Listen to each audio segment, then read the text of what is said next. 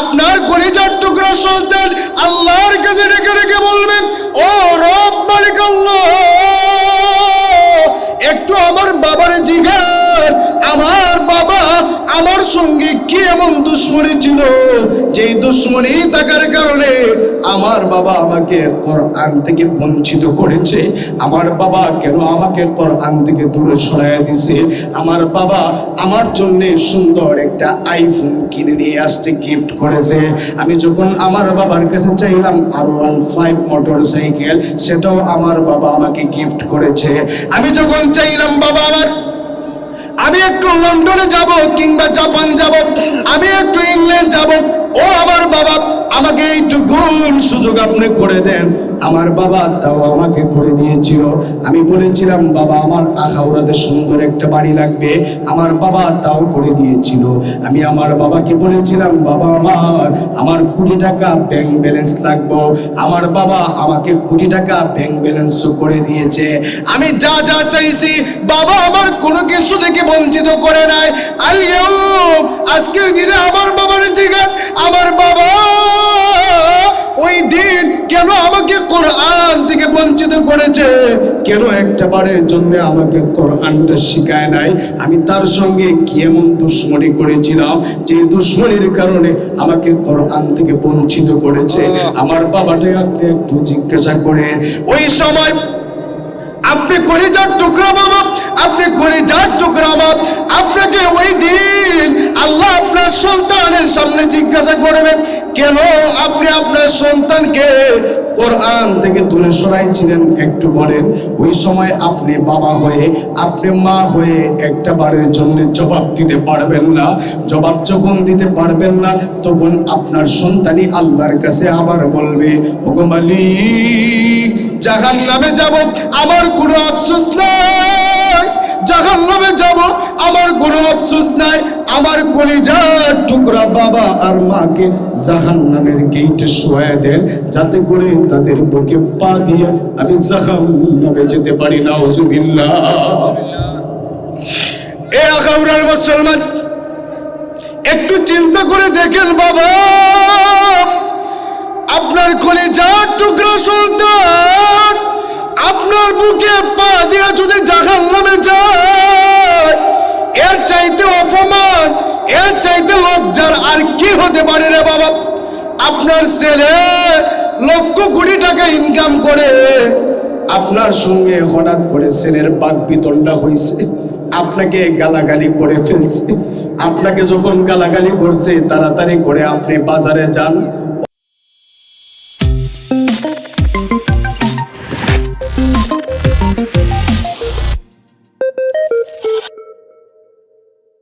আপনি পৃথিবীর যত জায়গায় তাকাবেন ততই জায়গায় আজ মুসলমানরা নির্যাতিত।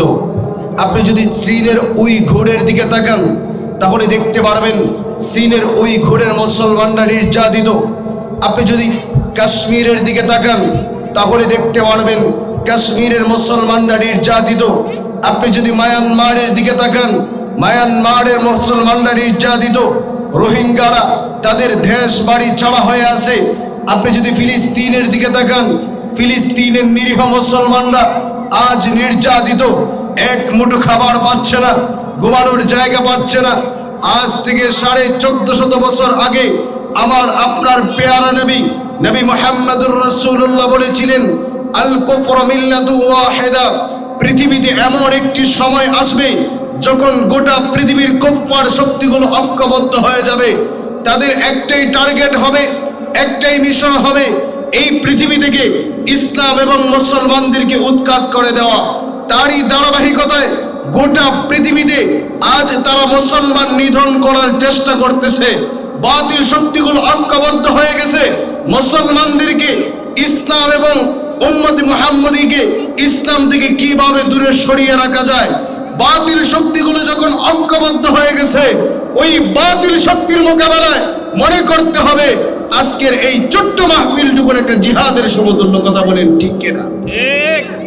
সেই কথা যদি আমরা বিশ্বাস করি, মনোযোগ সহকারে অল্প কিছু সময় কোরআন এবং হাদিস থেকে আলোচনা শোনার নিয়ত করব।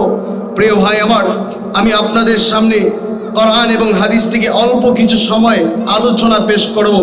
আপনারা যারা এদিক সেদিক ঘোরাফেরা করতেছেন অতি তাড়াতাড়ি মাহফিলের প্যান্ডেলে চলে আসেন।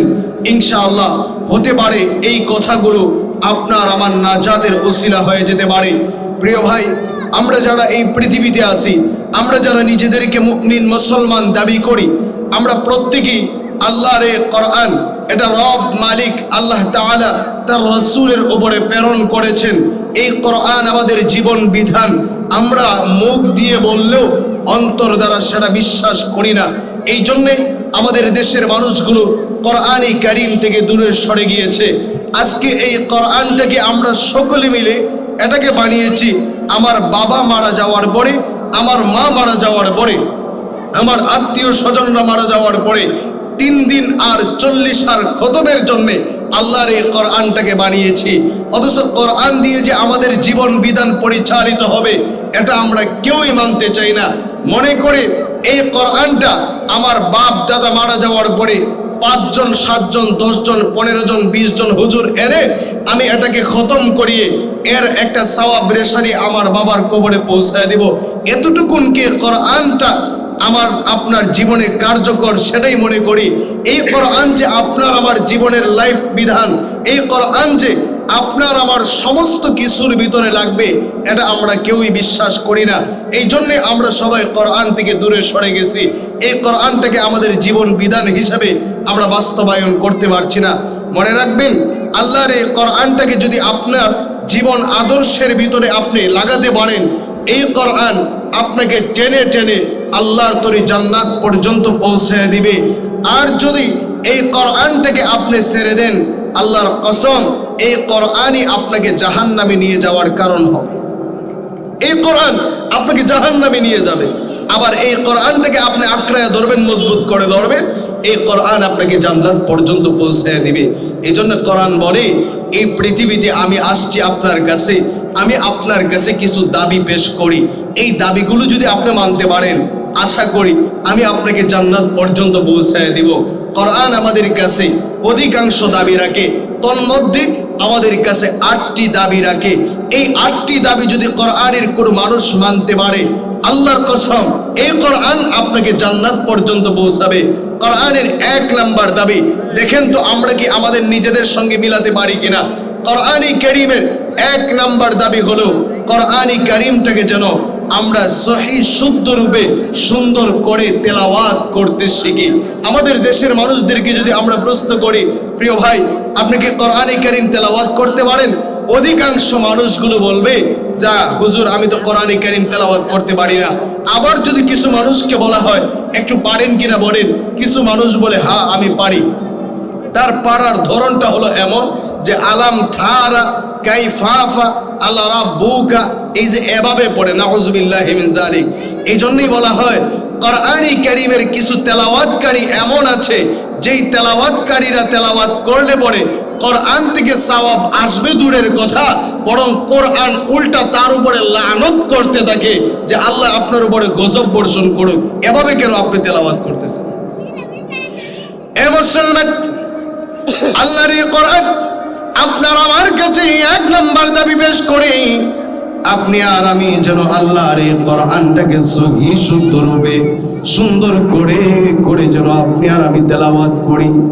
এই জন্য কোরআনী কারীমের 73 নাম্বার সূরাতুল মুজাম্মিলের 4 নাম্বার আয়াতে কারিমার ভিতরে আল্লাহ তাআলা বলেন, আউযিদা আলাইহি ওয়ারাতিনিল কুরআনা তারতিলা। কোরআন আপনাকে আমাকে বলে, আপনি যখন আমাকে তেলাওয়াত করতে যাবেন সহি শুদ্ধ রূপে সুন্দর করে তাজউইদ মেইনটেইন করে তেলাওয়াত করতে হবে। যেভাবে বলছে ওইভাবে কোরআনে কারীম তেলাওয়াত করলে হবে না। আপনি যদি তাজউইদ মেইনটেইন করে সুন্দর করে করে কোরআন তেলাওয়াত করতে পারেন, আল্লাহর এই কোরআন বলি আমি প্রতিটি হরফে হরফে আপনাকে 10টি করে নেকি দান করব। সুবহানাল্লাহ। এ মুসলমান, একটু চিন্তা করে দেখেন তো বাবা, আপনি কি আল্লাহর এই কোরআনের 1 নাম্বার দাবি মানতে পেরেছেন কি? পড়েন, অধিকাংশ মানুষগুলো কোরআনের এই দাবিটা মানে কানুনটা অধিকাংশ মানুষগুলো মানতেই পারে না। একটু লক্ষ্য করে দেখেন, নিজের বয়স হয়ে গেছে 30, 40, 50 বছর হয়ে গেছে, আল্লাহর এই বান্দার বয়সটা অতিরিক্ত হয়ে গেছে, মুরব্বী হয়ে গেছে। কোন দিন জানি মারা যায়, আজরাইল কখন জানি চলে আসে। ওই আল্লাহর বান্দাকেও যদি বলেন আপনি কি কোরআনটা পড়তে পারেন, হুজুর আমি তো কোরআনি কারীমটা ভালো করে তেলাওয়াত করতে পারি না, একটু চিন্তা করে দেখেন তো আপনি কোন জায়গায় নিজের জীবনটা অতিবাহিত করেছেন। মনে রাখবেন, মাদ্রাসার হুজুরদের জন্য আল্লাহ তাআলা কোরআনি কারীম তেলাওয়াত করাটা, কোরআনি কারীম সহি শুদ্ধ রূপে তেলাওয়াত করাটা ফরজ করে নেয়। শুধু মাদ্রাসার হুজুরদের জন্য নয়, বরং গোটা মুমিন মুসলমানদের জন্য ফরজ। আপনি আর আমি আল্লাহর কোরআনটাকে সঠিকভাবে সুন্দর করে করে তেলাওয়াত করতে হবে। নিজে যেমন করে কোরআনি কারীম তেলাওয়াত শিখব, আপনার আমার সন্তানদেরকে কোরআনি কারীম তেলাওয়াত করাটা সুন্দর করে শিখাবো। এই যে আমার পাশে বসে আছেন আলহাজ মফিজ মিয়া সাহেব, আল্লাহর এই বান্দার গোটা জীবনটাকে দাওয়াতে তাবলীগের নিসবতে অতিবাহিত করেছেন। এই আল্লাহর বান্দা গত কিছুদিন আগেও রায়পুর কেন্দ্রীয় মসজিদে উনি সুন্দর বক্তব্য দিয়েছিলেন তাবলীগ ওয়ালাদের সামনে। বলেছিলেন, বাবা জীবনে যাই করি না কেন কোরআনি কারীমটাকে দাওয়াতে তাবলীগে গিয়ে গিয়ে সুন্দর করে তেলাওয়াত শিখতে হবে। যদি তেলাওয়াতটুকুন শিখতে পারেন, আল্লাহর কসম আল্লাহর এই কোরআন আপনাকে টেনে টেনে আল্লাহর ধরে জান্নাতের ভিতরে পৌঁছায় দিবে। সুবহানাল্লাহ। এটা কোরআনের 1 নাম্বার দাবি, আপনি যেন তাজউইদ মেইনটেইন করে সুন্দর করে তেলাওয়াত করেন। আমার দেশের মানুষরা দেখবেন, তার যদি ইউরোপ আমেরিকার ভিসা আসে, ধরেন সবচেয়ে কঠিন যে ভাষা জাপানের ভাষা, ওই দেশ থেকে যদি তার কোনো ভিসা আসে, দেখবেন ভৈরবে যায়, নতুবা ঢাকা যায়, নতুবা যশোর খুলনা বাগেরহাট গিয়ে হলেও ওই ভাষা শিখার ট্রাই করে। কেন? তার লাইফ সেটেল করার জন্যে আমাকে জাপান যেতে হবে, আমার লাইফটুকুন সেটেল করতে হবে। আল্লাহর বান্দা, আপনি জাপান যাওয়ার জন্যে জাপানের ভাষা শিখতে যান, চায়না যাওয়ার জন্যে চায়নার ভাষা শিখতে যান। আপনি যদি জান্নাতে যেতে চান, জান্নাতে যাওয়ার জন্য তো আল্লাহর এই কোরআনটা আপনার উপরে ফরজ। আপনি কতদিন চিন্তা করে দেখছেন যে আমি এই কোরআনটা পড়তে হবে? অধিকাংশ মানুষগুলো উদাসীন, ওই মানুষগুলো চিন্তাও করে না আমি কোরআনটা একটু তেলাওয়াত করা শিখব। এ মুসলমান, আমি আপনাকে বলি বাবা, জীবনে যাই করেন না কেন, আপনি অন্ততপক্ষে সামান্য কিছু সময় আল্লাহর এই কোরআনটার পিছনে একটু অতিবাহিত করেন। জীবনে অনেক কিছুই তো করলেন, একটু কোরআন শিখার ট্রাই করেন। 1 নাম্বার, কোরআন আপনার আমার কাছে দাবি পেশ করে তাজউইদ মেইনটেইন করে যেন তেলাওয়াত শিখি। 2 নাম্বারে, আল্লাহর এই কোরআন আপনার আমার কাছে দাবি পেশ করি আপনি আর আমি যেন আল্লাহর এই কোরআনটাকে বেশি বেশি করে তেলাওয়াত করি। ওগো আল্লাহর বান্দা, একটু নিজের সঙ্গে মিলায় দেখেন তো আপনি কি আল্লাহর এই কোরআনটাকে বেশি বেশি করে তেলাওয়াত করেন কিনা। আমরা ছোট্ট সময় দেখেছিলাম মাদ্রাসাতে যখন আমরা ক্লাস শিশুতে পড়তাম, ছোট্ট সময় দেখতাম আমরা যখন ফজরের নামাজ আদায় করতাম, মাদ্রাসার হুজুররা আমাদেরকে ব্যায়াম করার জন্য 5 মিনিট 10 মিনিট রাস্তা দিয়ে হাঁটার জন্য অনুমতি দিত। ফজর পরে যখন আমরা রাস্তা দিয়ে হেঁটে হেঁটে যাই, তাকায় দেখতাম প্রতিটি ঘরের কোণা থেকে আওয়াজ আসতো, মা বোনেরা কোরআনে কারীমের সূরাতুল ইয়াসিন তেলাওয়াত করে। আজকে বাস্তবতা লক্ষ্য করে দেখেন, 15 বছর আগে আমার দেশের মা বোনেরা আল্লাহর এই কোরআনটাকে সুন্দর করে করে তেলাওয়াত করতো। আজকে বাংলাদেশের ডিজিটাল এই বাংলাদেশের 2025 সালের সঙ্গে আপনি একটু মিলান তো, মিলায় দেখবেন আপনার আমার ঘরের মা বোনেরা, ইভেন আমি নিজে সহকারে 8টা 9টার আগে ঘুম থেকে ওঠে না, ঠিক না? 8টা 9টার আগে, ইভেন 10টা হয়ে যায় তারপরে ঘুম থেকে উঠে না। মাঝে মধ্যে যদি ইমাম সাহেবের খানা ওই ঘরে পড়ে যায়, তখন ওই ঘর থেকে সিগন্যাল মারে, হুজুর নাস্তাটা একটু বাজারে গিয়ে করে নেন, আমরা তো 10টার আগে ঘুম থেকে উঠি না। চিন্তা করে দেখছেন? হে আল্লাহর বান্দারা, একটু গভীর মনোযোগ দিয়ে শুনেন। শুক্রবার যখন আসে, আমার দেশের মানুষগুলি মসজিদের ইমামের কাছে দৌড়ায় আর গিয়ে 500-1000 টাকা দেয়, দিয়া বলে, হুজুর আমার ছেলেটা প্রবাসে আছে, তার আকামা হয় না। ও হুজুর, আমার ছেলে প্রবাসে বিপদে পড়ে আছে, আমার ওয়াইফটা আজকে কঠিন অসুস্থতায় পড়ে আছে, আমি নিজেও টেনশন পেরেশানির ভিতরে আছি। কত রঙের ঢঙ্গের কথা ইমাম সাহেবের কাছে গিয়ে বলে, আর ইমাম সাহেবকে 500-1000 টাকা হাদিয়া দেয়। এই কথা বলে আল্লাহর বান্দা ইমামের কাছে দোয়া চায়। ও বাবা, ভালো করে শুনে রাখেন, ইমামের কাছে টাকা দিতে পারেন, কোনো সমস্যা নাই, দোয়া চাইতে পারেন, কোনো সমস্যা নাই। আমি আপনাকে বলে যাই, আজ থেকে 15-20 বছর আগে মানুষদের তো এত সমস্যা ছিল না। আজকে আপনার আমার এত সমস্যা হলো কোন যুক্তিতে? আজকে আপনার আমার সমস্যা হলো আপনি আর আমি আল্লাহর কোরআনটাকে ছেড়ে দিয়েছি। আগেকার যুগের মানুষগুলো আল্লাহর কোরআনটাকে যে যতটুকু পারত তেলাওয়াত করতো, তেলাওয়াত করার কারণে আল্লাহ তাদের উপরে কোনো মুসিবত দেয় নাই, রিজিকের টেনশন তাদের করতে হয় না। আপনি যদি মুহিউস সুন্নাহ মাদ্রাসায় যান, ওই জায়গায় গেলে পরে দেখবেন 500-1000 ছাত্র আছে। আপনি যদি দেবগ্রাম মাদ্রাসায় যান, ওই জায়গায় যাওয়ার পরে দেখবেন 1000 ছাত্র আছে। ওই মাদ্রাসার ছাত্রগুলিকেই খাওয়ানোর জন্য কারো কাছে গিয়ে হাতটা পাততে হয় না রে বাবা। তারা প্রতিদিন মাগরিবের নামাজের পরে সূরাতুল ওয়াকিআ তেলাওয়াত করে, ওয়াকিআ তেলাওয়াত করার কারণে আল্লাহ তাআলা তাদেরকে রিজিকের ব্যবস্থা দিয়ে দেয়। এই জন্য আমি আপনাদেরকে বলি, আপনার ছেলে প্রবাসে আছে, আপনার মেয়ে অশান্তিতে আছে, আপনি নিজে অশান্তির ভিতরে আছেন, সব কিছু থেকে যদি মুক্তি পেতে চান, আমি আপনাকে বলে যাই, সকালবেলা যদি সূরাতুল ইয়াসিন তেলাওয়াত করেন, মাগরিবের পরে যদি সূরাতুল ওয়াকিআ তেলাওয়াত করতে পারেন, আল্লাহর কসম বাবা, আপনার জীবনে কোনোদিন রিজিকের টেনশন করতে হবে না, আপনার কোনো মুসিবত আসবে না। সব কিছু থেকে আল্লাহ তাআলা কোরআনের এই বরকতে আপনাকে বাঁচায়া দিবে। সুবহানাল্লাহ। চিন্তা করে দেখেন, আজকে আপনি কোরআন ছেড়ে দেওয়ার কারণে আপনার মুসিবতের কোনো শেষ নাই। আর কোরআনটাকে যখন মানুষগুলো আঁকড়ায় ধরছিল, তখন দেখা যাচ্ছে ওই মানুষদের কোনো বিপদ ছিল না। আপনিও যদি এখন বিপদ থেকে মুক্ত পেতে চান, এখন থেকে নিয়মিত কোরআন কারীমের তেলাওয়াত করেন, সকালবেলা সূরাতুল ইয়াসিন পড়েন, অন্তত পক্ষে মাগরিবের পরে অন্তত পক্ষে ওয়াকিআটা তেলাওয়াত করেন, বেশি লাগবে না, এই আয়াতি কারিমাগুলো তেলাওয়াত করেন, ইনশাআল্লাহ আল্লাহ আপনাকে কঠিন মুসিবত থেকে, রিজিকের টেনশন থেকে বাঁচায় দিবে ইনশাআল্লাহ।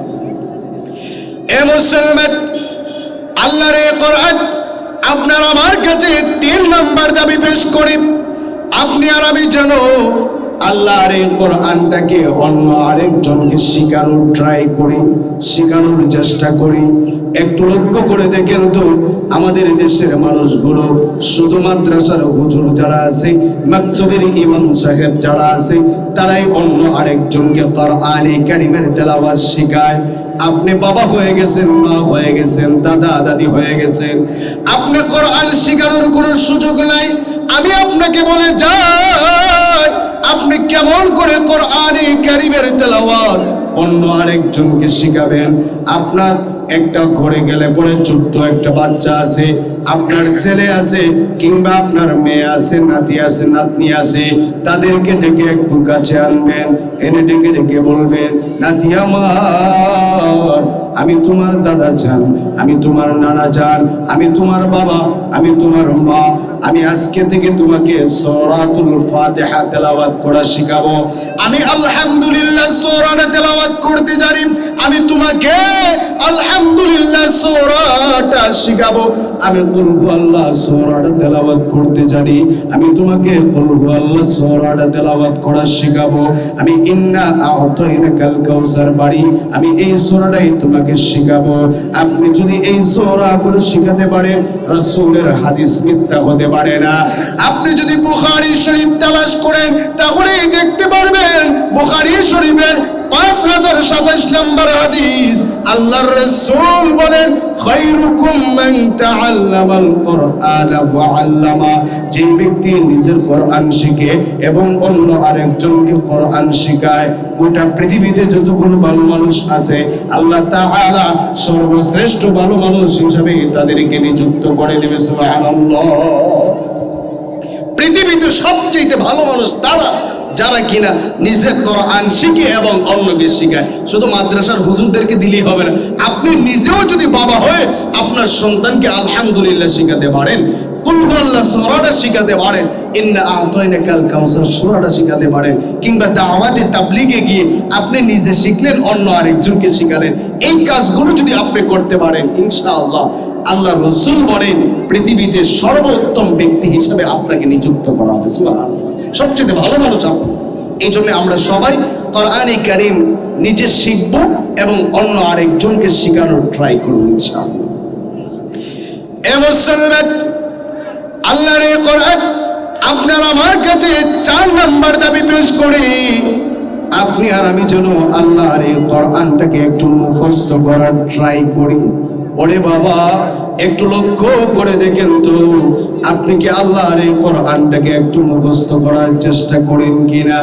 আমার দেশের মানুষদের যদি জিজ্ঞাসা করেন, বাবা একটু বলো তো কোরআনে কারীমের 4টা সূরা পারেন কি? বলেন না পারি না। 10টা সূরা পারেন না পারি না, কোনো কিছুই আপনি পারেন না। ও মুমিন মুসলমান, কাল কঠিন কিয়ামতের ময়দানে আল্লাহ যদি আপনাকে জিজ্ঞাসা করে, আপনাকে তো আমি দুনিয়ার জগতে 20 বছর হায়াত জিন্দেগি দিয়েছিলাম, 30 বছর হায়াতে জিন্দেগি দিয়েছিলাম, বান্দা বলো না 20 বছরের ভিতরে তুমি কি কোরআনের 20টা সূরা মুখস্থ করেছিলা, কিংবা 20টা আয়াত তুমি মুখস্থ করেছিলা? আপনি যদি জবাব না দিতে পারেন, অবস্থাটা কেমন হবে? আল্লাহ যদি আপনাকে জিজ্ঞাসা, ও বান্দা তোমার বয়স তো আমি দিয়েছিলাম 50 বছর, একটু বলো তো তুমি কি কোরআনে কারীম থেকে 50টা সূরা মুখস্থ করতে পেরেছিলা? না না মালিক, আমি পারি নাই। আল্লাহ যদি জিজ্ঞাসা, কোরআনে কারীমের অন্তত 50টা আয়াত কি মুখস্থ করতে পেরেছিলা? ওই দিন আপনি কোনো জবাব দিতে পারবেন না। এই জন্য আমি বলি, বাবা কোরআনের সঙ্গে লেগে থাকে, যতটুকুন পারেন এতটুকুন আপনি একটু মুখস্থ করার ট্রাই করেন। অন্তত পক্ষে প্রতিদিন একটা আয়াত হলো মুখস্থ করেন। ছোট্ট ছোট্ট আয়াতগুলো আপনি তালাশ করেন, ছোট্ট আয়াতে কারিমাগুলো মুখস্থ করেন। আমি আপনাদেরকে বলি, আপনি তাও পারলেন না, অন্তত পক্ষে প্রতিদিন আল্লাহর কোরআনটাকে হাতে নেন, একটু পৃষ্ঠা উল্টান, আপনি একটু কোরআনটাকে চুমু খান, কোরআনটাকে একটু বুকের সঙ্গে চড়ান, তাও পারলেন না। রাস্তা দিয়ে মাদ্রাসার ছোট্ট বাচ্চারা হেঁটে হেঁটে যায়, তার সঙ্গে একটু মুসাফাহা করেন, তাকে একটু চড়ায় ধরেন, তার মাথায় একটু হাতটা বুলায় দেন। ও আল্লাহর বান্দা, আমার দেশের মানুষদেরকে আমি দেখেছি, মাদ্রাসার ছাত্র দেখলেই তার মেজাজ খিটখিটে হয়ে যায়, টুপি মাথায় দেখলেই তার মেজাজটা খিটখিটে হয়ে যায়, বোরকা পরে মহিলা মাদ্রাসার স্টুডেন্টরা যায়, কত রকমের টিটকারি মস্করা করে। ও আল্লাহর বান্দা, নিজে কোরআনটা মুখস্থ করতে পারলেন না, অন্তত পক্ষে যারা কোরআনটাকে বুকে ধারণ করে ওই মানুষগুলোকে একটু মহব্বত করেন। আসলে এই মহব্বতটা আপনার বিফলে যাবে না, এই মহব্বতটাই আপনাকে জান্নাত পর্যন্ত পৌঁছায় দিবে। ছোট্ট একটা উদাহরণ আপনাদেরকে দিই। ভারতের এক আল্লাহর বান্দা, উনি ছিলেন একজন কাঠুরিয়া, বাগানে যায়, বাগান থেকে কাঠ এনে এনে বিক্রি করে। একদিন ওই আল্লাহর বান্দার ইন্তেকাল হয়ে যায়। ইন্তেকাল হয়ে যাওয়ার পরে জানাজা দেওয়ার মতো কোনো মানুষ তালাশ করে পাওয়া যায় না। পাশেই এক আল্লাহর ওলি ছিলেন, ওই আল্লাহর ওলির কাছে লোকেরা গিয়া বলে, আল্লাহর ওলি গো, একটু আসেন না, আপনি তার জানাজার নামাজটা একটু পড়ায়া দিবেন, দাপন কাপন গুলো কমপ্লিট করে দিবেন। ওই আল্লাহর ওলিকে নিয়ে যাওয়া হয়। আল্লাহর ওলি ওই জায়গায় গিয়ে সুন্দর করে গোসল করালেন, সুন্দর করে কাফন দাফন কমপ্লিট করে তাকে কবরস্থ করে যখন উনি ওনার বাড়িতে চলে গেলেন, রাতের অন্ধকারে যখন আল্লাহর এই উনি ঘুমন্ত অবস্থায় রাতের অন্ধকারে স্বপ্ন দেখে যে কাটুরিয়ার জানাজা কমপ্লিট করে আসছে, ওই কাটুরিয়া আল্লাহর তৈরি জান্নাতের ভিতরে ঘোরাফেরা করে। সুবহানাল্লাহ। এ মুসলমান, এই আল্লাহর ওলি ফজরের পরে তাড়াতাড়ি করে ওই কাটুরিয়ার বাড়ির দিকে দৌড়ায়। কাটুরিয়ার বাড়িতে গিয়া তাকায় দেখে কাটুরিয়ার ছোট্ট মেয়েটা বসে আছে আর কান্না করো। মেয়ের মাথায় হাত দিয়া বলে, মা গো তুমি কেন কান্না করো, একটু বলো না।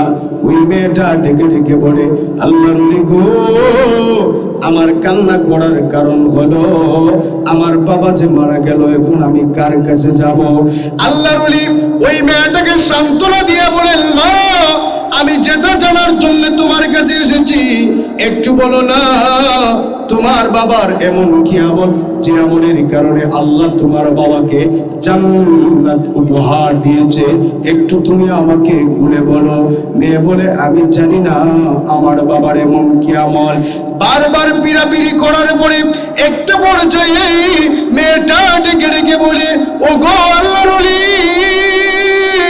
আমি আমার বাবাকে দেখেছি ফজরের নামাজ আদায় করে আমার বাবা যখন বাগানে যাইতো, বাগান থেকে রিপিট ফেরত এসে মাগরিবের নামাজ পড়তো। মাগরিবের নামাজ পড়ার পরে আমি আমার বাবাকে দেখেছি উপর থেকে লাল একটা গিলাপ বাঁধা একটা বই আছে, ওই বইটাকে নিচে নামায়া আমার বাবা এটাকে বারবার উল্টায়া পড়তো, বারবার উল্টাইতো আর এই কথাটা বলতো, এ মেরে মাওলা কা কালাম হায়, এ সাজ হায়, এটা আমার মাওলার কালাম, এর ভিতরে যা আছে সব কিছুই সত্য। এই বলে বলে এটাকে উল্টাইতো আর কান্না করতো। হুজুর আপনি দেখেন না এই কান্নার দাগগুলো এখনো পড়ে আছে, চোখের পানির দাগগুলো এখনো পড়ে আছে। আল্লাহর ওলিকে মেয়েটা যখন এগুলো দেখাইতেছে, আল্লাহর ওলি ওই বইটাকে হাতে নিলে বুকের সাথে জড়ে ধরে চোখের পানিটা ছেড়ে ছেড়ে দিয়া কান্না করে বলে, মা গো তোমার বাবা সাধারণ কোনো বই পড়ে নাই, ওই বইটা হলো আল কোরআন। এই কোরআনটাকে তোমার বাবা পড়তে না পারলে কি হবে? মহব্বত যে করেছে, বুকের সাথে যে ধরাইছে, বারবার যে চুমু দিছে, এই চুমু দেওয়ার কারণে, মহব্বত করার কারণে আল্লাহ তোমার বাবার খবরটারে জান্নাত বানায় দিছে। এই জন্য আমি বলবো বাবা, আপনি কোরআন পড়তে জানেন না, অন্তত পক্ষে আল্লাহর এই কোরআনটাকে সকালবেলা বিকালবেলা যে সময় পারেন ওই সময় একটু বুকে জড়ান, সুন্দর করে কোরআনটারে একটু চুমু দেন আর মালিকের কাছে বলেন, মালিক আমার, আমি পড়তে পারলাম না, আপনার কোরআনটাকে অন্তত পক্ষে আমি মহব্বত করি। এ বাবা, আপনি যদি আল্লাহর এই কোরআনটাকে মহব্বত করতে পারেন, জান্নাত আপনার জন্য সহজ হয়ে যাবে। আল্লাহর এই কোরআন আপনার আমার কাছে দাবি পেশ করে আপনি আর আমি যেন এই কোরআনটাকে একটু মুখস্থ করার ট্রাই করি। 6 নম্বরে আল্লাহর এই কোরআন আপনার আমার কাছে দাবি পেশ করে আপনি আর আমি যেন আল্লাহর এই কোরআনটাকে একটু বোঝার ট্রাই করি। কোরআনের ভিতরে কোরআন কি আমাদেরকে দিক নির্দেশনা দিয়েছে, এগুলো যেন আমরা একটু বোঝার ট্রাই করি। বাবা আমার, আপনি কোরআনে কারিমের বাংলা তরজমা পাওয়া যায়, আপনি মহিউস সুন্নাতে যাবেন কিংবা দেবগ্রাম যাবেন, মিফতাহুল উলুম ইসলামিয়া মাদ্রাসার প্রিন্সিপালের কাছে আসবেন, এসে বলবেন, হুজুর আমি বাংলা কোরআনে কারিমের তরজমা কিনেছি, এবারে কিভাবে আমার পড়তে হবে আপনি আমাকে একটু শিখিয়ে দেন। মাদ্রাসার হুজুররা আপনার কাছ থেকে একটা টাকাও নেবে না। আল্লাহর কসম বাবা, আপনাকে জান্নাতে যাওয়ার জন্য কিভাবে কোরআনটা শিখতে হবে আপনাকে শিখিয়ে দিবে রে বাবা। আপনি দেখেন কোরআনে কারিমের একটু তরজমা শিখতে পারেন কিনা। যদি আপনি শিখতে পারেন তাহলে আল্লাহর তৈরি জান্নাতে যাওয়া আপনার জন্য সহজ হয়ে যাবে। আপনি কি দেখেন না, আল্লাহ যখন কোরআন নাযিল করে সর্বপ্রথম আল্লাহ কোরআন কোরআনে কারিমে নাজিল করে ইকরা, পড়ো, রিড, পড়ার জন্য আল্লাহ নাজিল করেছে। বাবা, অধিকাংশ মানুষগুলো আমাদেরকে বলে, হুজুর আমি তো জানি না, আমি জ্ঞানী না, পড়তে জানি না, আমরা পড়ি নাই। আপনি যে পড়েন না, আল্লাহ যদি ওই দিন জিগায় পড়লা না কেন, ডবল শাস্তি, ওই সময় কি জবাবটা দিবেন? এই জন্য কোরআন বলে রিড, পড়েন, ইকরা। সর্বপ্রথম আয়াতে কারিমা নাজিল হয়েছে পড়ার জন্য নাজিল হয়েছে, বেশি বেশি করে পড়ার জন্য নাজিল হয়েছে। আপনি যদি কোরআনে কারিমটাকে আপনি একটু অর্থ সহ পড়তে পারেন, কোরআনে কারিমের ভিতরে আপনি পেয়ে যাবেন ব্যবসা কিভাবে করতে হবে, আপনি কোরআনে কারিমের ভিতরে পেয়ে যাবেন সুদ থেকে কিভাবে বাঁচতে হবে, আপনি কোরআনে কারিমের ভিতরে পেয়ে যাবেন আপনার ফ্যামিলিটাকে কিভাবে পরিচালনা করতে হবে।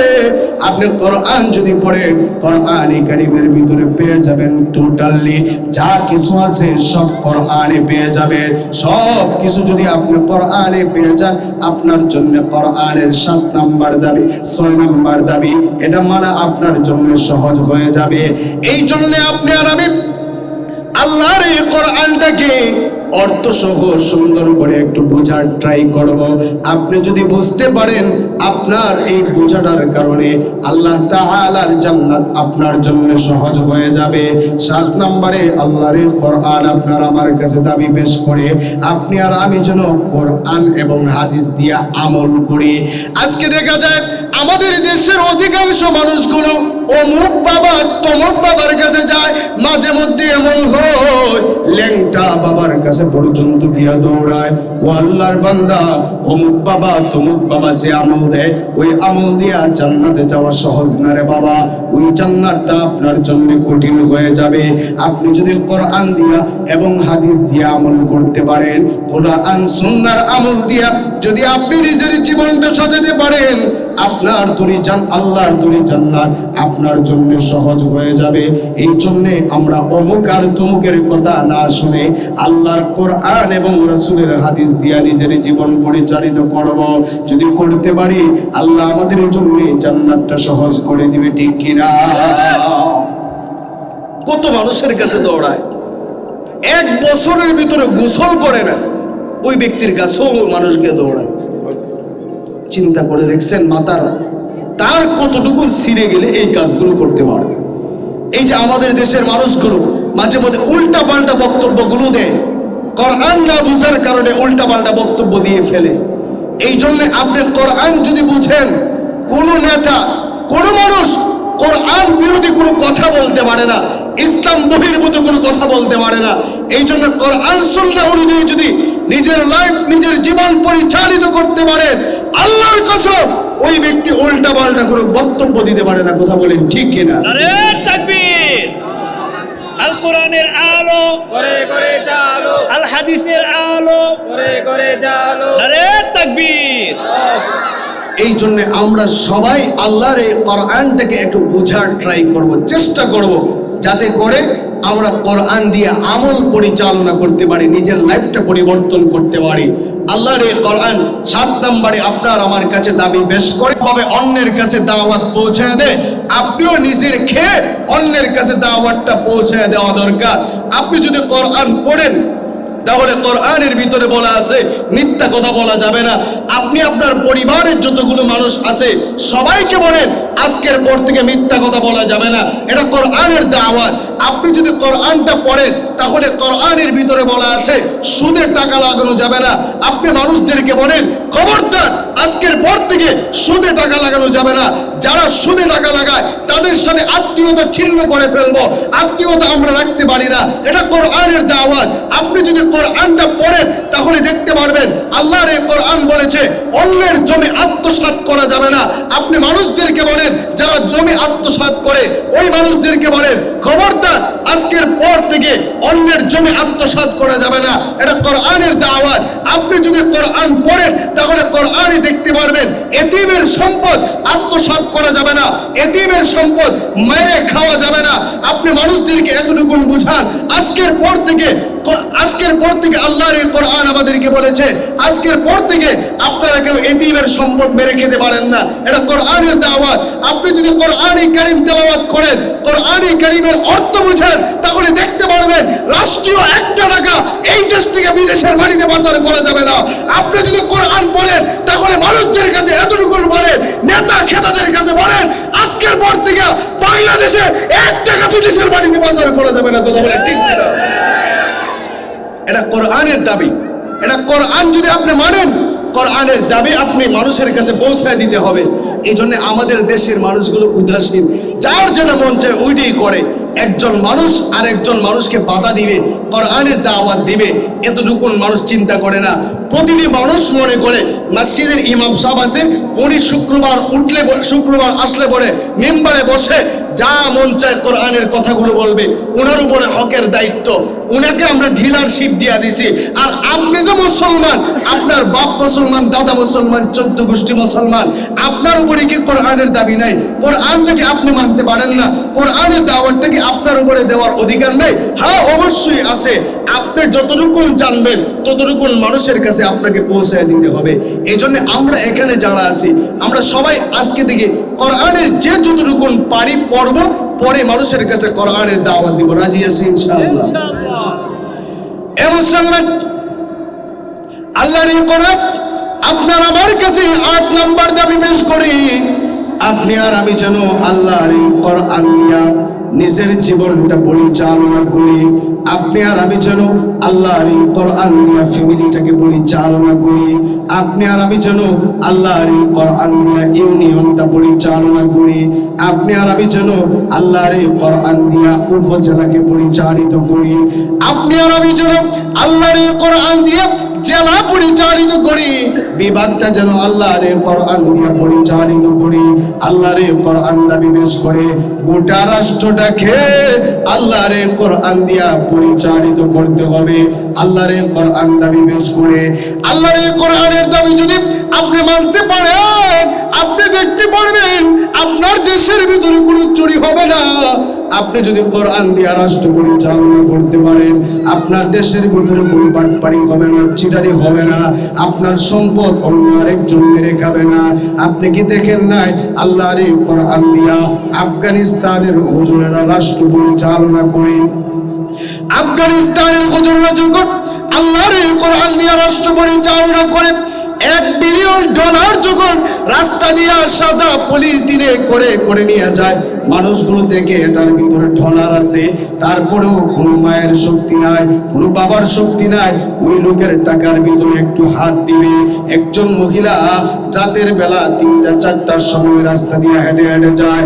আল্লাহর কোরআন বাস্তবায়িত হওয়ার কারণে ওই মানুষরা, ওই মহিলারা যেভাবে মন চায় রাস্তা দিয়ে যায়, একজনের ক্ষমতা নাই ওই মহিলাকে টিচিং করার, কারণ আল্লাহর এই কোরআন ওই রাষ্ট্রের ভিতরে চলে। এই জন্য আমি বলি বাবা, আপনি যদি আল্লাহর এই কোরআন দিয়ে রাষ্ট্র পরিচালনা করতে পারেন, আল্লাহর কসম আপনার মেয়ে, আপনার বোন, আপনার মেয়ে, আত্মীয় স্বজন সবাই যেমন হেফাজতে থাকবে, আপনার টাকা পয়সা ব্যাংক ব্যালেন্স হেফাজতে থাকবে। কোনো বাটপার আর সিটার আপনার টাকা কিংবা আপনার ফ্যামিলিতে আক্রমণ করতে পারবে না, ঠিক কিনা? এই জন্যে আপনি আল্লাহর এই কোরআন দিয়া রাষ্ট্র পরিচালনার স্বপ্ন দেখেন, আল্লাহর এই কোরআন দিয়া সমাজ পরিচালনা করার স্বপ্ন দেখেন। দেখবেন আল্লাহর এই কোরআন দিয়া যদি এই স্বপ্নগুলো দেখতে পারেন, এই সমাজের ভিতরে চুরি হবে না, বাটপাড়ি হবে না, কোন খারাপি হবে না, দেশের টাকা মেরে খাবে না। আপনিও যেমন শান্তিতে থাকবেন, দেশের জনগণ সবাই শান্তিতে থাকবে। কথা বলেন ঠিক কিনা? এই জন্য কোরআন দিয়া ক্ষমতা পরিচালনার স্বপ্ন দেখেন। এটা আমাদের আবেগ, এটা আমাদের ভালোবাসা। ইসলামী কোনো দল আমিও করি না, আমার বাপেও করে না, তবে আমার স্বপ্ন আছে খেলাফত, মিনহাজ খেলাফত দিয়া রাষ্ট্র পরিচালনা হোক। যেভাবে আমার ইবনুল খাত্তাব রাষ্ট্র পরিচালনা করেছিলেন, আমার যেভাবে রাষ্ট্র পরিচালনা করেছিলেন, বাঘ আর ছাগল এক নদীতে পানি পান করেছে, বাঘ গিয়া ছাগলের গায়ে আক্রমণ করার দুঃসাহস দেখায়। ওমর ইবনে আব্দুল আজিজ যখন রাষ্ট্র পরিচালনা করেছেন, তখন বাঘ আর ছাগল এক নদীতে পানি পান করছে, বাঘের শক্তি নাই ছাগলের গায়ে গিয়ে আক্রমণ করার। বুঝেন মানুষের প্রভাবটা, মানুষ যেভাবে ভালো হয়েছে, বাঘ আর ছাগল পর্যন্ত ভালো হয়ে গেছে। এই জন্যে কোরআনের বিকল্প অন্য কোনো পন্থা হতে পারে না। এই জন্য প্রিয় ভাই আমার, আল্লাহর এই কোরআন আপনার আমার কাছে দাবি পেশ করে আপনি আর আমি যেন কোরআন দিয়ে রাষ্ট্র পরিচালনা করি, তাহলে চতুর্দিকে আপনি শুধু শান্তি আর শান্তি দেখতে পারবেন। সুবহানাল্লাহ। আপনি যদি আল্লাহর এই কোরআন দিয়ে রাষ্ট্র পরিচালনা করেন, আপনি শাসকের সামনে দাঁড়ায়া পর্যন্ত বলতে পারবেন, শাসক এই যে কাজগুলো আপনি করেছেন এটা ঠিক নাই, এটা অন্যায়। ছোট্ট একটা উদাহরণ আপনাদেরকে দেই। ওমর ইবনুল খাত্তাব উনি গিয়েছিলেন বাজারে একটা ঘোড়া কেনার জন্যে। আমাদের দেশের যুবকেরা যেইভাবে এখন যায় মোটর সাইকেল কেনার জন্যে, দূরবর্তী কোথাও গেলে পরে মোটর সাইকেল কিনে সে নিয়ে আসে। ওমর ইবনুল খাত্তাবের যুগে তখনকার সময়টা ছিল ঘোড়ার যুগ, উটের যুগ। ওমর ইবনুল খাত্তাব বাজারে গেলেন একটা উট কেনার জন্য, একটা ঘোড়া কেনার জন্য। ওই জায়গায় গিয়ে তাকে দেখলেন সুন্দর একটা ঘোড়া দেখে যান। ওই লোকের সঙ্গে কথা বললেন, কত দিরহাম দেব? উনি বললেন এত টাকা দিতে হবে। হ্যাঁ ঠিক আছে দেব। ওমর ইবনুল খাত্তাব বললেন এটাকে আমি একটু যাচাই বাছাই করবো কি? লোকটা বলে হ্যাঁ যাচাই বাছাই করেন, কোনো সমস্যা নাই। ওমর ইবনুল খাত্তাব ওই ঘোড়ার পিঠে চড়লেন এবং বারবার ঘোড়াটাকে ভালো করে দেখলেন। সব কিছু যখন ঠিকঠাক, ওই লোকটাকে দিরহাম পরিশোধ করে দিলেন আর ডেকে ডেকে বললেন এই নাও দিরহাম, এখন থেকে এই ঘোড়ার মালিক হয়ে গেলাম আমি, আমিরুল মুমিনিন। লোকটা ডেকে ডেকে বলল ঠিক আছে, আমিও হিসাব বুঝে পাইলাম, যান আপনি চলে যান। আমার ইবনুল খাত্তাব ওই ঘোড়াটা নিয়ে যখন রওনা হয়ে গেলেন, কিছু দূর যাওয়ার পরে তাকায় দেখলেন ঘোড়ার দুইটা পা অবশ হয়ে গেছে। ওমর ইবনুল খাত্তাব টেনশনে পড়ে গেলেন, লোকটা কি আমার সঙ্গে বাটপারি করলো নাকি? দৌড়িয়া গেলেন ওই লোকের কাছে গিয়া বললেন তুমি আমার সঙ্গে কেন বাটপারি করলা? ঘোড়ার দুটা পা তো অবশ হয়ে গেল। এমনিতে ওই লোকটা ডেকে ডেকে বলে ও ওমর ইবনুল খাত্তাব, আপনাকে আমি পর্যাপ্ত পরিমাণ সময় দিয়েছিলাম, আপনি পর্যাপ্ত পরিমাণ সময় পর্যন্ত এটাকে ভালো করে দেখেছিলেন। ভালো করে দেখার পরে আপনি আমাকে দিরহাম পরিশোধ করে দিয়ে এটা কিনে নিয়ে গেলেন। এখন কেমন করে বারবার আমাকে এই কথাটা বলতেছেন? আমিরুল মুমিনিন বলেন তোমাকে এমনি এমনি ছেড়ে দেওয়া যাবে না, চলো আমরা কাজীর দরবারে যাব, আদালতে যাব, আদালতে গিয়ে আমরা একটু বিচার ফয়সালা মুকদ্দমা করব। চলো ওই জায়গায়। ওমর ইবনুল খাত্তাব ওই লোকটার হাতটা ধরে ধরে টেনে টেনে নিয়ে যখন চলে গেলেন, ওই লোকের কাছে যাওয়ার পরে ওমর ইবনুল খাত্তাব এইবারে কাজীর সামনে যখন উপস্থিত, কাজী লাফ মারা দাঁড়ায় গেছে আমিরুল মুমিনিনকে দেখে। আমিরুল মুমিনিন ডেকে ডেকে বললেন ও কাজী, তুমি আজকে দাঁড়াতে হবে না, বসে যাও, আমরা দুইজন আসামির কাঠ করে দাঁড়ালাম, আমাদের বিচারটুকুন তুমি একটু করে দাও। বাবা আমার একটু লক্ষ্য করে দেখেন ওমর ইবনুল খাত্তাব উনি কিন্তু যেন তেন মানুষ না, ছোট্ট জাজিরাতুল আরবের রাষ্ট্রপ্রধান যে এমনটা না, বরং অর্ধজাহানের খলিফা, অর্ধজাহানের খলিফা ওমর। উনি আদালতের সামনে দাঁড়ায় বলতেছেন আমি ওনার কাছ থেকে একটা উট কিনেছিলাম, এটা ঘোড়া কিনেছিলাম, এই ঘোড়াটা আমি সুন্দর করে বুঝে নিয়েছি, কোনো সমস্যা ছিল না। রাস্তায় যখন অর্ধেক পথ চলে আসলাম তখন এটা অসুস্থ হয়ে গেছে। আমিরুল মুমিনিন এইবারে যখন ওনার কথাটা উপস্থাপন করলেন, ওই লোকটাকে বললেন তোমার কি অভিযোগ তুমি বলো। লোকটা ডেকে ডেকে বলে আমার কোনো অভিযোগ নাই, উনি আমার কাছ থেকে উটটা বুঝে নিয়ে গেছে, ঘোড়াটা বুঝে নিয়ে গেছে, এখন দেখা যায় কিছুক্ষণ যেতে না যেতে আমার কাছে আবার আসছে, এটা কিসের জন্য আসলো আপনি বিচারটা করে দেন। আমি তো ইচ্ছা করে এটাকে অসুস্থতা বানাই নাই, কারণ জীবজন্তু এটা যে কোনো টাইমে অসুস্থ হতে পারে, এর রিজিকের মালিক এবং এর সুস্থতার মালিক তো আমি না, বরং আল্লাহ। আল্লাহ কাকে কখন অসুস্থ বানায় সেটা তো বলা যায় না, এটা তো একটা জীব, এটা তো একটা প্রাণী, এটা কখন অসুস্থ হবে সেটা তো আমি জানি না, আমি তো বাজারে নিয়ে আসছিলাম ভালো। কাজী এবারে ডেকে ডেকে বলে ওগো আমিরুল মুমিনিন আপনাদের সমস্যা আমি বুঝেছি, এবার আপনি বলেন তো আমার আদালত থেকে আপনি এখন বাড়িতে সুস্থ অবস্থায় যাবেন, আমার স্টাম্পে আপনি একটু দস্তখত দিয়ে দিতে পারবেন কি? আমিরুল মুমিনিন খাতা কলম রেখে দিলেন, ভয় পেয়ে বললেন না আমি জানি না আমি সুস্থ অবস্থায় বাড়ি যেতে পারবো, এই গ্যারান্টি আমি দিতে পারবো না। এমনি কাজী ডেকে ডেকে বললেন ওগো আমিরুল মুমিনিন একটু আপনি বলেন না এই গুড়া যার কাছ থেকে আপনি কিনেছেন ওই লোকটা তো আর ইচ্ছা করে তাকে অসুস্থ বানায় নাই। এটা তো একটা প্রাণী, এটা কিছু দূর যাওয়ার পরে অসুস্থ হয়ে গেছে, এটা তো আল্লাহ প্রদত্ত অসুস্থতা। এখন যদি আপনি তাকে টাকা দেওয়ার জন্য চাপ দেন, এটা তো তার উপরে জুলুম হয়ে যাবে। চিন্তা করে দেখেন, আমিরুল মুমিনিন উনি অর্ধজাহানের খলিফা, অর্ধজাহানের খলিফা হওয়ার পরেও কাজী ওনার বিরুদ্ধে রায় দিয়ে দিছে। বাবা আমার একটা কথা এখানে ভালো করে শুনেন, এটা হলো কোরআন দিয়া ক্ষমতা পরিচালনা করার ফল। কোরআন দিয়া ক্ষমতা পরিচালনা করার কারণে উনি এমপি হওয়ার পরেও ওনার বিরুদ্ধে রায়, উনি মন্ত্রী হওয়ার পরেও ওনার বিরুদ্ধে রায়, উনি দেখা যায় গোটা বাংলাদেশের প্রধানমন্ত্রী হওয়ার পরেও ওনার বিরুদ্ধে রায় চলে আসছে, শুধুমাত্র উনি কোরআন দিয়া রাষ্ট্র পরিচালনা করার কারণে। আর যদি আপনি গণতন্ত্র মানেন, বাংলাদেশের যে আইন আছে কিংবা গোটা পৃথিবীর যে আইনে চলে ওই আইন যদি আপনি মানেন, তাহলে দেখতে পারবেন রাজার ফুলা যদি কোনো দোষ করে ওই দোষের বিচার হয় না, ঠিক কিনা? চেয়ারম্যানের ছেলে দোষ করছে, এটার কোনো বিচার নাই। তার শালার শালার শালা মানে কত দূরের আত্মীয়, সেও যদি কোনো দোষ করে তার কোনো বিচার হয় না, স্বজন প্রীতি চলে। এই জন্য আমি বলবো, আপনি আল্লাহর এই কোরআন দিয়ে রাষ্ট্র পরিচালনার স্বপ্ন দেখেন। যদি এটা দেখতে পারেন বাবা, আপনি যেমন ইনসাফ ভিত্তিক একটা শাসন ব্যবস্থা পাবেন, আপনার ছেলেরাও পাবে, আপনিও শান্তিতে থাকতে পারবেন। আপনি কেউর উপরে জুলুম করবেন না, আপনার উপরেও কেউ জুলুম করবে না। এই জন্যে আপনি লক্ষ্য করলে দেখবেন বাংলাদেশের আইনগুলো এমন হয়ে দাঁড়িয়েছে, এমপি ওনার ছেলে কিংবা ওনার নাতি যদি কোনো দোষ করে এটার কোনো বিচার হয় না, আত্মীয় স্বজনরা কোনো দোষ করলে এটার কোনো বিচার হয় না। আর সাধারণ পাবলিক যদি কোনো দোষ করে গলা সাইফা ধরে, গলার চারটে ধরে একদম অবস্থা খারাপ করে ফেলে। এই হলো বাংলাদেশের আইন। এই জন্য আমি আপনাদেরকে বলবো বাবা, আপনি আর আমি যদি খেলাফতের ভিত্তিতে রাষ্ট্র পরিচালনা করতে পারি, কোরআন দিয়ে রাষ্ট্র পরিচালনা করতে পারি, এটার ভিতরে কোনো স্বজনপ্রীতি হবে না।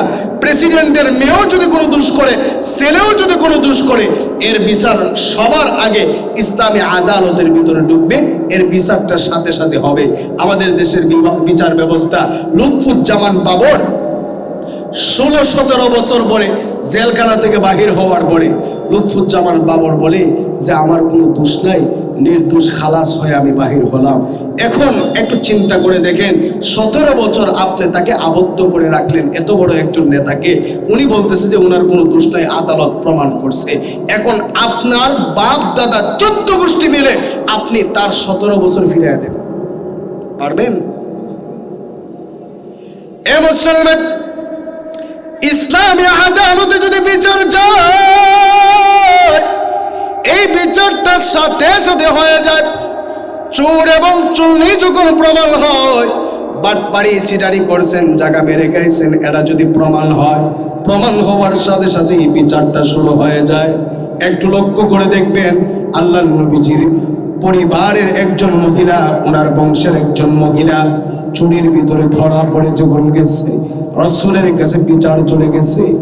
আপনার আমার কলিজার টুকরা নবী বললেন, আমার বংশের মহিলা যখন চুরির ভিতরে ধরা পড়েছে, তার বিচারটুকুন আমি জোহরের নামাজের পরে একটু কায়েম করব, সবাই থাকবা, জোহরের নামাজের পরে আমি তার হাতটা কেটে দেব।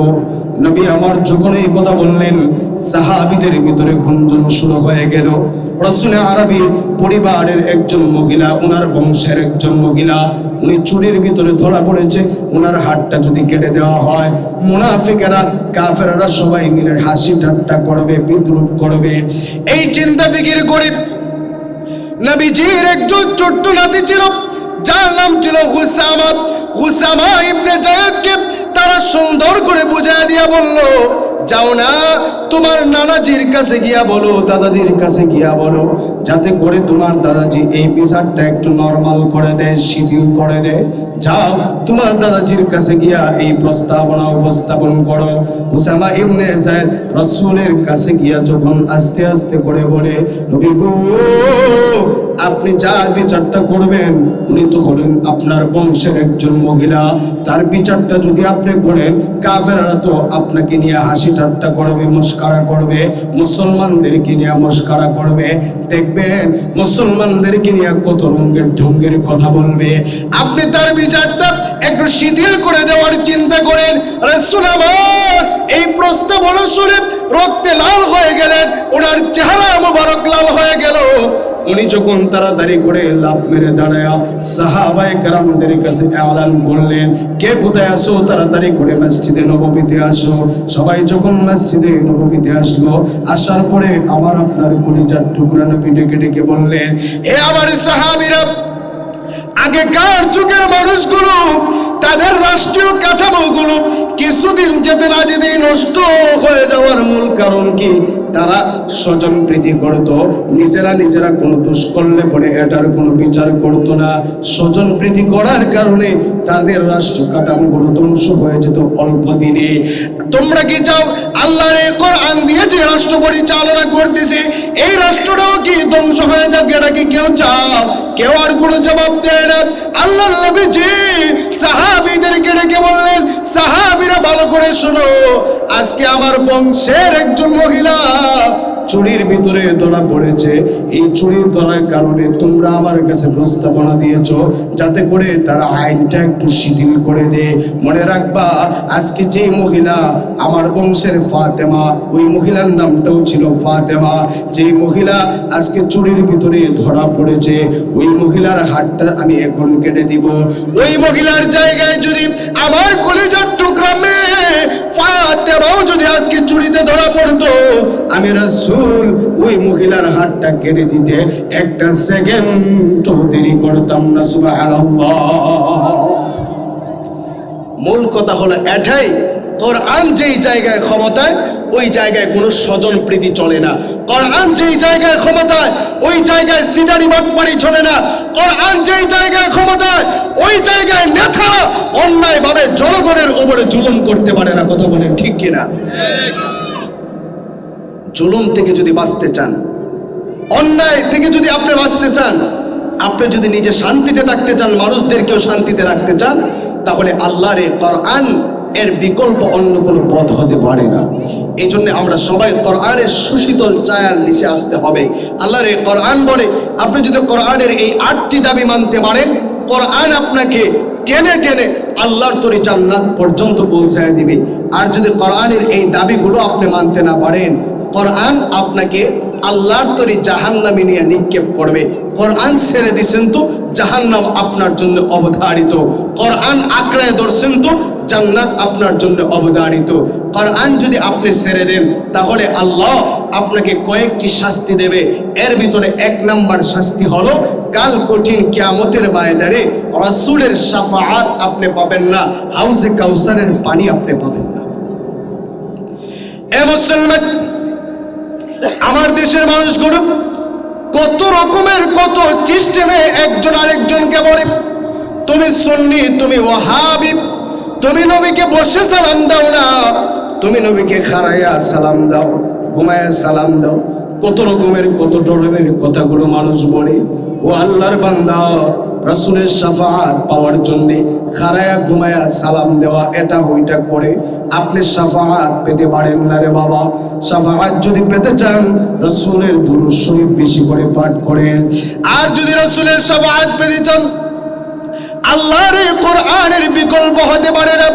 কাল কঠিন কিয়ামতের ময়দানে আপনার আমার মাথার উপরে যখন সূর্য চলে আসবে, জমিনটা যখন তামা হয়ে যাবে, এমন ভয়াবহ পরিস্থিতিতে মানুষগুলো দিক বিদিক ছুটে বেড়াবে, এদিকে যাবে ওইদিকে যাবে।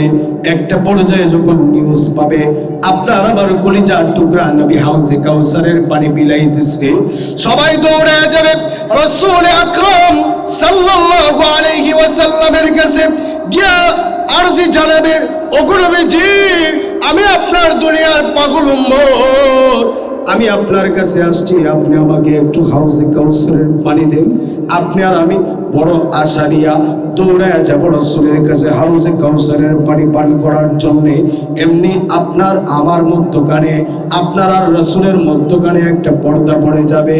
একটা পর্দা পড়ে যাওয়ার পরে আপনি আর আমি ওই সময় ডেকে ডেকে বলবো, আল্লাহর নবী একটু বলেন লাগো, আপনার আমার মধ্যখানে কেন পর্দা পড়ে গেল? রাসূল আমার ডেকে ডেকে বলবেন, ও আমার মায়ের উম্মত, দুনিয়াতে থাকাকালীন অবস্থায় তুমি কোরআন এবং সুন্নাহ ছেড়ে দিয়েছিলা। কোরআন ছেড়ে দেওয়ার কারণে, কোরআনটাকে তুমি দূরে সরিয়ে দেওয়ার কারণে আজকে তোমার আমার মধ্যখানে পর্দা পড়ে গেছে। ওরে বাবা, আমরা এখানে যারা আছি, মাইকের আওয়াজ যত দূর যায়, আমরা সবাই রাসূলের হাতে হাউজে কাউসারের পানি পান করতে চাই। এখানে আমরা যারা আছি, কেউই চায় না রাসূল আমার জন্য সুপারিশ না করুক, এটা কেউই চায় না। সবাই চায় রাসূল যেন আপনার আমার জন্য সুপারিশ করে, রাসূল যেন আপনাকে আমাকে হাউজে কাউসারের পানিটা একটু পান করায়। এটা আমরা এখানে যারা আছি সবাই চাই। ওরে আল্লাহর বান্দা শুনো, আপনি যদি এটা চান, আল্লাহর এই কোরআনের বিকল্প হতে পারে না। আপনি আল্লাহর এই কোরআনটাকে একটু আঁকড়ায়া ধরেন। রাসূলের শাফাআত যদি পেতে চান, হাউজে কাউসারের পানি যদি পেতে চান, আল্লাহর কোরআনটাকে ছেড়ে দিয়েন না, বরং আল্লাহর এই কোরআনটাকে একটু মহব্বত করে কাছে নেন। কোরআনটাকে যদি আপনি একটু কাছে নিতে পারেন, রাসূলের হাতে হাউজে কাউসার পেয়ে যাবেন, রাসূলের শাফাআতটুকু আপনি পেয়ে যাবেন। 2 নম্বর শাস্তি হলো, কোরআনে কারীমের সূরাতুত তাহা প্রমাণ করে কাল কঠিন কিয়ামতের ময়দানে মানুষগুলো অন্ধ হয়ে যখন দাঁড়াবে, মানুষরা যখন অন্ধ হয়ে উঠবে, অন্ধ হয়ে ওঠার পরে আল্লাহ তাআলার কাছে মানুষগুলো আবদার জানাবে, ওগো কাবার মালিক আল্লাহ, দুনিয়া থাকাকালীন অবস্থায় আমি আমার দুটো চোখ দ্বারা দেখতে পেতাম, কিন্তু আজকের দিনে আমি আমার চোখ দ্বারা দেখতে পাই না। আমি অন্ধ হয়ে গেলাম কেন? আমি কেন আজকে অন্ধ হয়ে গেলাম? আমি কেন দেখতে পাই না? ওই সময় আল্লাহ তাআলা আপনাকে জানায় দিবে, ওরে বান্দা, দুনিয়া থাকাকালীন অবস্থায় তোমাকে কোরআন দেওয়া হয়েছিল, তুমি কোরআনটাকে একটা বারের জন্য চোখ খুলে দেখো নাই, একটা বারের জন্য পড়ো নাই, কোরআনটাকে একটু মহব্বত করো নাই।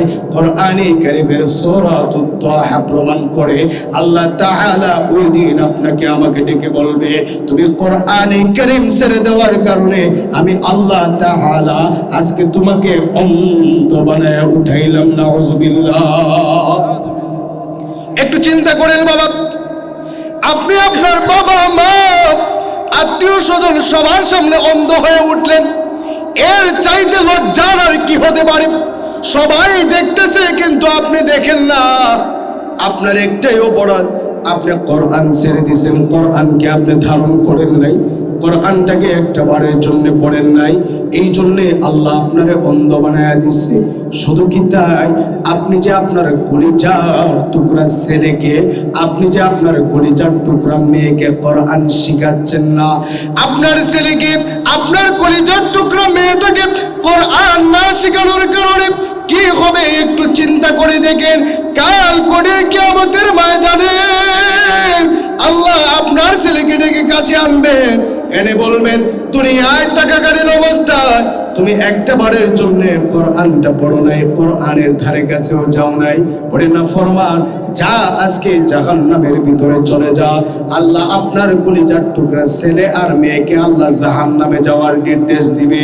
আপনার ছেলেটা জাহান্নামের গেটে গিয়া আল্লাহর কাছে বলবে, আল্লাহ গো, আমি জাহান্নামে যাওয়ার আগে একটা আবদার আপনার কাছে করতে চাই। আল্লাহ বলেন, কি আবদার? ও কাবার মালিক, আমার আবদার হলো, আমি জাহান্নামে যাওয়ার আগে 1 নম্বর আবদার হলো, আমি আপনাকে বলতে চাই, আমার মা আর বাবাকে একটু জাহান্নামের গেটে নিয়ে আসেন, আমি তাদের সঙ্গে দুই একটা কথা জিজ্ঞাসা করে তারপরে আমি জাহান্নামে যাব। ওই সময় আপনার কলিজার টুকরা সন্তানের আবদারের কারণে আল্লাহ আপনাকে এবং আপনার ওয়াইফকে আপনার সন্তানের সামনে জাহান্নামের গেটে নিয়ে দাঁড় করাবেন। এইবারে আপনার কলিজার টুকরা সন্তান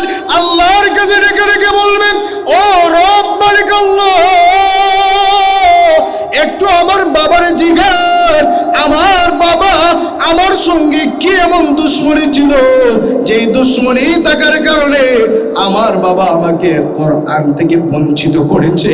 আমার বাবা কেন আমাকে কোরআন থেকে দূরে সরাইয়া দিছে?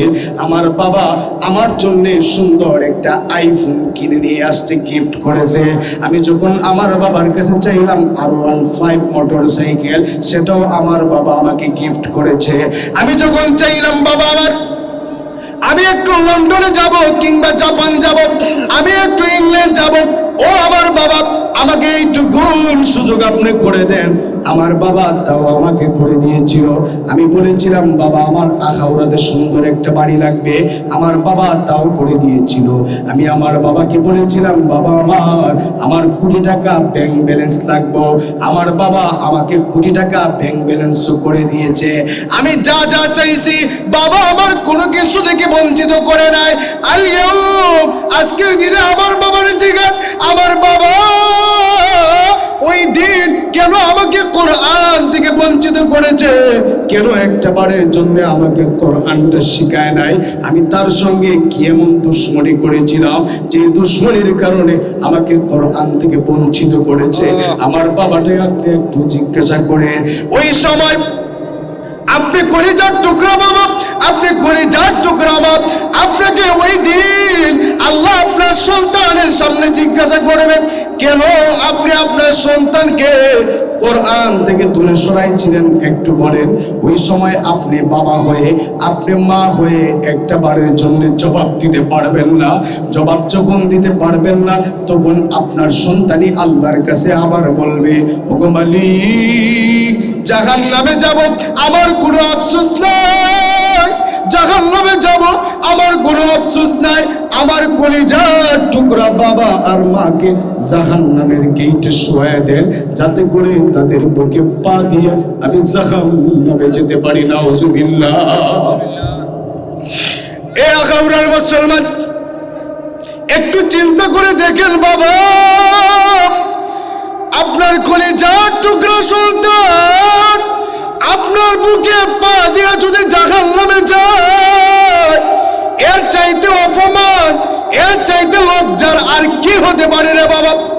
আপনার ছেলে লক্ষ কোটি টাকা ইনকাম করে, আপনার সঙ্গে হঠাৎ করে ছেলের বাকবিতণ্ডা হয়েছে, আপনাকে গালাগালি করে ফেলছে।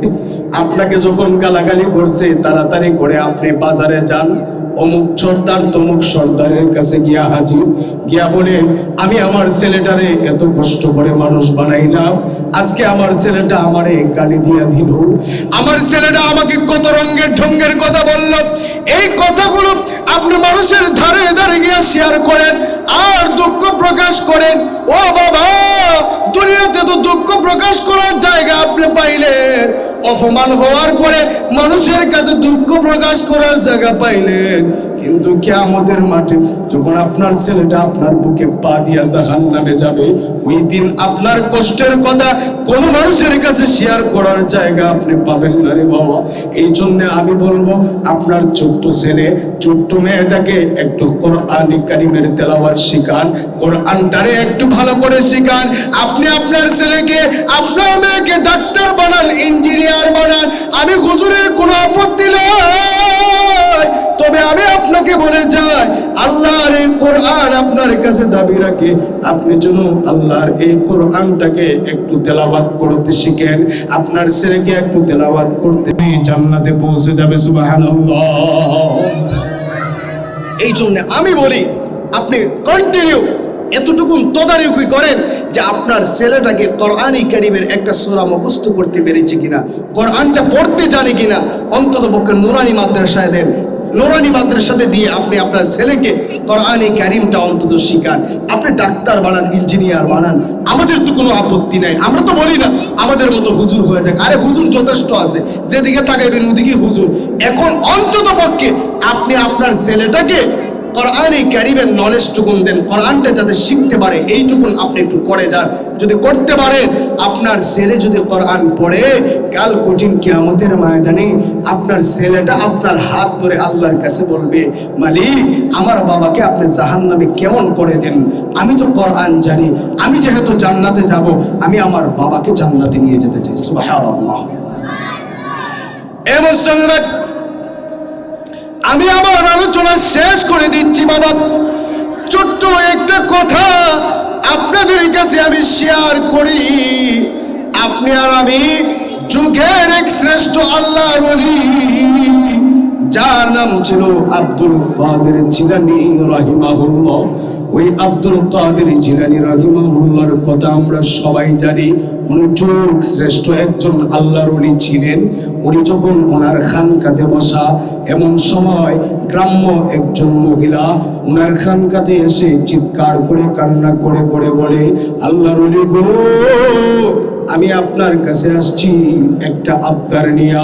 আমি আমার কলিজার টুকরা মেয়েটাকে হারিয়ে ফেলেছি। আজকে 4 দিন হয় আমার মেয়েটা ইন্তেকাল করেছে।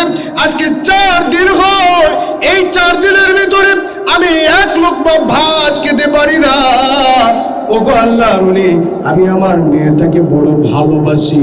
শুধু ভালোবাসি এমন না, আমি আমার মেয়েটার কোন কাজকর্ম করতে দেই না।